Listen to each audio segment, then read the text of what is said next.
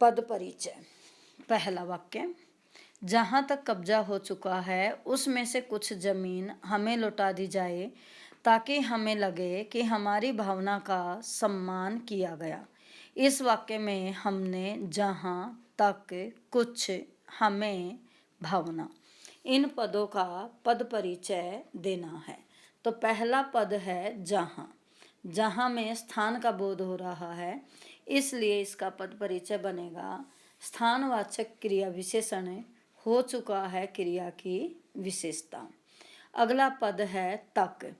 तक निपात है, तो इसका पद परिचय बनेगा तक का निपात और जहाँ शब्द या पद पर बल देने हेतु प्रयुक्त। अगला पद है कुछ। कुछ सर्वनाम है, लेकिन वह जमीन संज्ञा से पहले प्रयुक्त हुआ है, अर्थात सर्वनाम की बजाय विशेषण के रूप में प्रयुक्त हुआ है। इसलिए इसका पद परिचय बनेगा कुछ का सार्वनामिक विशेषण, जमीन विशेष्य की विशेषता, एक वचन और स्त्रीलिंग। अगला पद है हमें। हमें अर्थात उत्तम पुरुषवाचक सर्वनाम, तो इसका पद परिचय बनेगा उत्तम पुरुषवाचक सर्वनाम, बहुवचन, पुल्लिंग, संप्रदान कारक।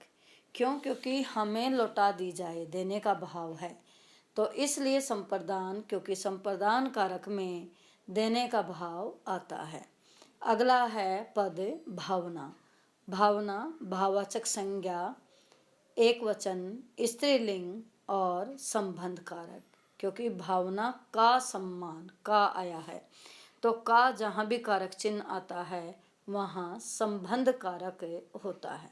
अगला वाक्य देखिए, यदि हम सातों समुद्रों की स्याही बनाएं और सभी वनों के वृक्षों से कलमें बनाएं और पूरी धरती कागज हो, तो भी गुरु के गुणों को लिखा नहीं जा सकता।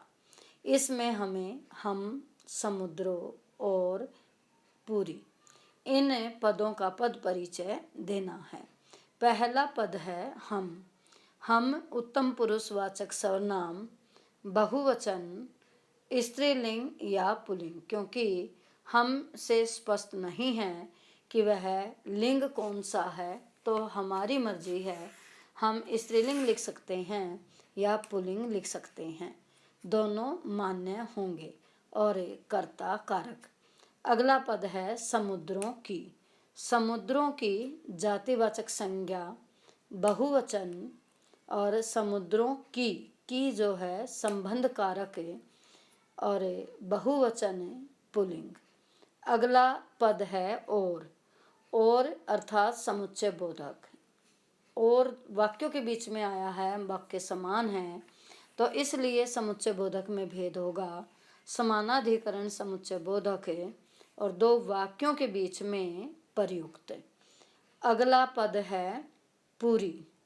पूरी धरती, अर्थात धरती के लिए पूरी शब्द का प्रयोग किया गया है, तो पूरी अर्थात परिमाणवाचक विशेषण, क्योंकि धरती को नापते तोलते हैं, तो परिमाणवाचक विशेषण, धरती विशेष्य की विशेषता, स्त्रीलिंग और एक वचन। इस तरह हमने पद परिचय में ध्यान देना है कि जो भी शब्द वाक्य में प्रयुक्त है और किस रूप में वह प्रयुक्त है, उसी रूप में परिचय देना है।